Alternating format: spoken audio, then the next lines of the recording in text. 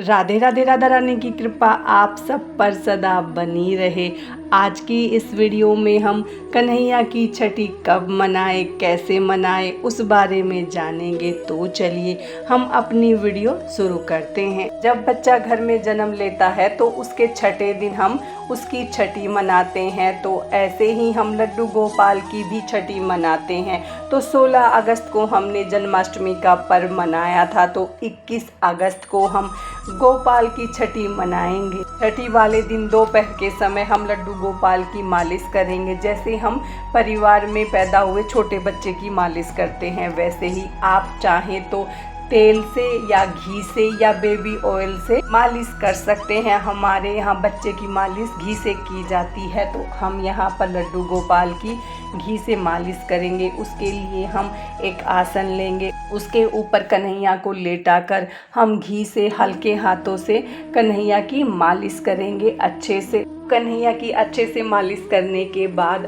उन्हें हम दोपहर में ही स्नान करवाएंगे। तो स्नान करवाने से पहले हम कन्हैया की दूध में डुबकी लगवाएंगे। उसके लिए आप अपने कन्हैया के साइज के हिसाब से कोई भी बड़ा बर्तन लें जिसमें कन्हैया की हम डुबकी अच्छे से लगवा लें। उसके बाद हम यहाँ पर गाय का कच्चा दूध लेंगे। कन्हैया को अच्छे से पकड़कर उनके सर के नीचे हाथ लगाकर दूध में 3 बार इस तरीके से हम डुबकी लगा लेंगे। के बाद हम कन्हैया का अच्छे से स्नान करवा लेंगे। स्नान करवाने के बाद उनका अच्छे से अंग पोषण करके इत्र से अच्छे से मालिश करके हम उनको नए वस्त्र धारण करवाएंगे। आप चाहे तो छठी के दिन पीले रंग की पोशाक भी धारण करवा सकते हैं, या आप किसी भी रंग की पोशाक ले सकते हैं। आप चाहे तो इस दिन नजरिए भी पहना सकते हैं, या आप तागड़ी पहनाना चाहें तो वो भी पहना सकते हैं।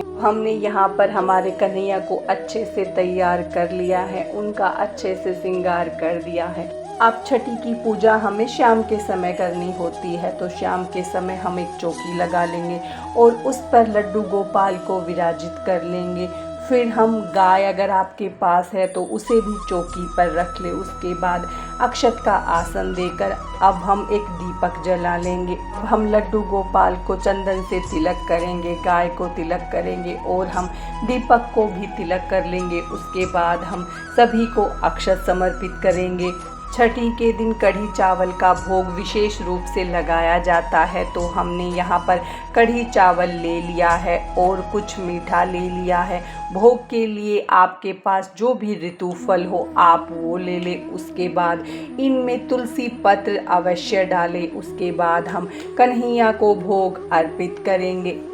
अब हम काजल बनाएंगे, तो आप एक चम्मच लेकर उसे दीपक पर रखें और उससे काजल बनाकर कन्हैया को काजल लगाएं और काजल का टीका लगाएं। अब हम कन्हैया को इत्र अर्पित करेंगे। अगर आपने इत्र की मालिश नहीं की है तो कन्हैया को इत्र अवश्य अर्पित करें। उसके बाद अब हम धूप दिखा देंगे। फिर उसके बाद आप चाहें तो जो आपने दीपक जलाया है उसी से आरती करें या कपूर से आरती कर सकते हैं।